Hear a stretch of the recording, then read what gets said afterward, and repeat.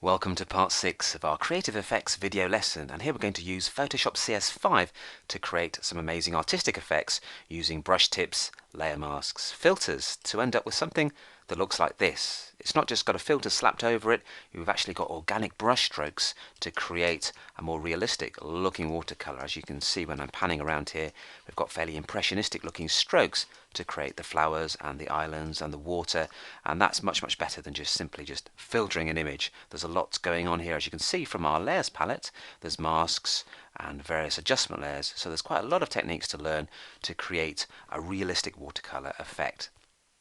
So once you've opened the start image, which is part 6 before, pop up to Window, go down to Layers and make sure you've got the Layers palette open, and then what we'll do is we'll just duplicate the main layer by dragging it to the Create New Layer icon down the bottom here to create a copy. We can then start to tweak the tones to get it more painter-like rather than this very stark, high contrast source image.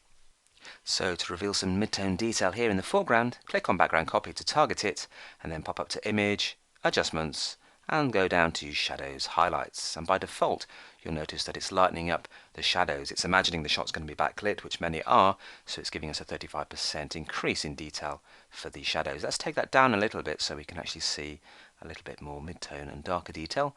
Round about there should make a big difference. If you click Preview, there's the before, untick, and there's the after. Click OK once you've got the 23% in the amount for the shadows, and there's our edited version. You can see the before and the after by just clicking here on the eye icon. Let's just give it time to catch up with itself. There we go. So we've lightened up some of these shadows details. So we've tweaked the tones. Let's have a look at color now by going to create a new adjustment layer. Let's choose a hue saturation one, like so. And that appears down the bottom. You can dock that to the bottom of the palette by dragging until you get the blue line, and then they'll float around together. And what we're going to do is target the yellows just to warm up the shot and get some of this sunset looking a little bit more clear. So if you change this to yellows, you can then pop the saturation for the yellows up to around about 28 or so. And that, if we turn it on and off, is just enhancing some of the warm yellows in the shot to bring out that sunset. And we can also target the reds in the sunset as well by changing the drop-down menu to reds, and again boosting the saturation of those particular colours to around about the same value of 30 should do the trick. And there we have a much more vibrant looking shot there, especially in relation to the sunset. To create a lighter wash of colour in the sky, what we're going to do is add a new adjustment layer by clicking here and choosing Levels. And then what we'll do is just brighten up the midtones by dragging this to the left to around about 1.73 or so. That's very bright for the foreground, so what we're going to do is just quickly grab the brush tool by pressing B or clicking here in the tools palette, and then let's choose a nice soft edge brush from the brush preset picker. If you click here to get a soft brush, you can then choose a size of around about 715 pixels. Click on the mask, make sure you've got a black brush, and then what you can do once you're on the mask there is click and spray to protect some of the picture from being adjusted by that mid-tone adjustment. So we're protecting the foreground, but we're lightening up the sky just by spraying like so. And you'll see on the mask you get something like this with a black stroke in the bottom section of the image. There you go. If we turn that on and off, you can see there's the before, there's the after, so we're lightening up the sky and protecting the foreground. So here we have 4 different layers creating our watercolor background, and we could actually then flatten the layers by going to Layer, Flatten Image, or Merge Visible, and that would create a flattened layer, which is a combination of all of these adjustment layers into a single layer thumbnail. And then we could apply a filter to it. But then we've lost all of our adjustment layers. So what I'm going to do instead is I'm going to create a version of all of these shots together as a stamped visible layer. And to do that, I need to press Shift, Control, Alt and E together at the same time, and there is our stamped visible layer, which is a combination of all of the layers below. So we've still got access to them. We can turn that on and off. It won't make any difference because it should look identical to the layers underneath. But we can now apply a filter to our new stamp visible layer. Now, to create an effective watercolor, we want to simplify this layer to make it look like it was actually painted rather than just having filters slapped over a photograph. So to simplify it, we're going to use the median command. If I go to Filter, go down to Noise and go down to Median, this will simplify the shot in quite an effective way to make it look much more primitive than the start image. So if we go to a median of 8, and let's just click on a flower, you can see we've got these very impressionistic looking versions of our source image. So click here to apply the median filter to layer 1. Okay, let's take layer 1 and just copy that so we've got the median version if we need it later. Drag it down to the Create New Layer icon.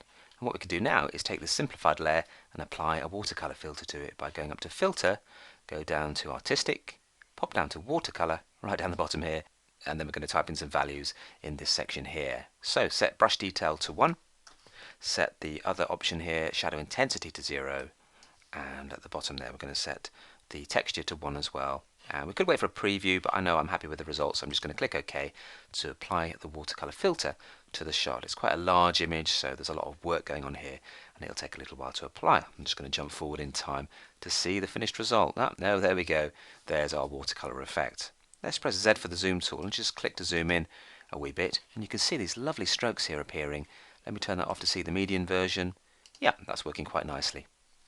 I'm going to press Z for the zoom tool and right click to fit on screen, and here's our watercolor effect building up quite effectively, but it's a little bit too filtered still. You want to have a more sense of a human touch, an organic look to it, and we can achieve that by painting in detail using brush strokes. Before we do that, let's create a new layer by clicking here. This is going to be a nice white layer. By going to Edit, Fill, we can pop white into that by using Use White. Click OK. Pop that below layer 1 copy. Now click on layer 1 copy and add a mask to it. Click on the mask and press Ctrl and I, and that will invert the white mask and turn it black to make this top layer totally transparent. So we're only seeing the white layer below.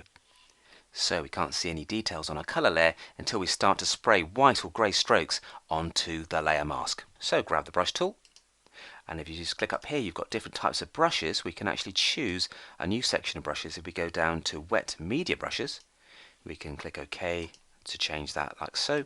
Drag down and you can see we've got some brushes here. If you hold over them, you get different names like oil or watercolor. Let's go to watercolor heavy loaded. Click to choose that, and then we can choose a nice large brush tip like around about 700 or so. There we go. So we've got a white tip. Click on the mask, make sure you've got a white foreground color, and we're going to build up our color gently by taking the opacity down to around about 39%.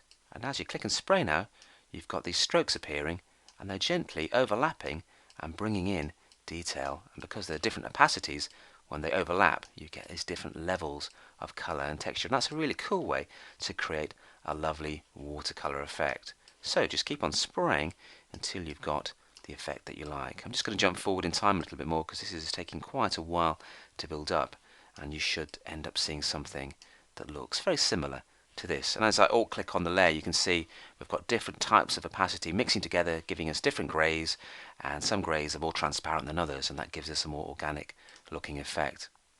Click back here again, click back on the mask, and I'm just going to continue spraying in the shot until I've got my watercolor effect. But I'm not going to go right up to the edge, because what I want to do is create a nice white border around my image, so we've got a more organic hand-painted look. See you in just a tick. And feel free to use the left square bracket to shrink the brush tip for a bit of variety if you like. I'm just going to press Ctrl plus to zoom in and get a better look at my brush strokes, and you can see we've got a nice organic edge there now, which does suit the watercolor look very nicely. So at this stage the shot's looking very clean and computer generated still, even though we've got that nice organic stroke to it. So what we're going to do is click at the top here, Shift, Control, Alt and E to stamp visible again to combine everything together into a single file. We can then add a nice texture to that using another filter. So go to Filter, this time go down to Texture and Texturizer, and you can then add a nice canvas effect to create the finished result. So here's our canvas appearing. Set this to 100%. Set the texture to canvas and relief to 4, lighting to top, click OK, and that will add a nice texture to your watercolor image. And if I zoom in, you can see that it's actually quite an authentic effect with the texture and the combination of different brush tips on the mask, creating a very authentic looking watercolor indeed. I hope you have fun with that, and that is the end of our Creative Effects video lesson. I hope you enjoyed it, and I hope you learned something at the same time.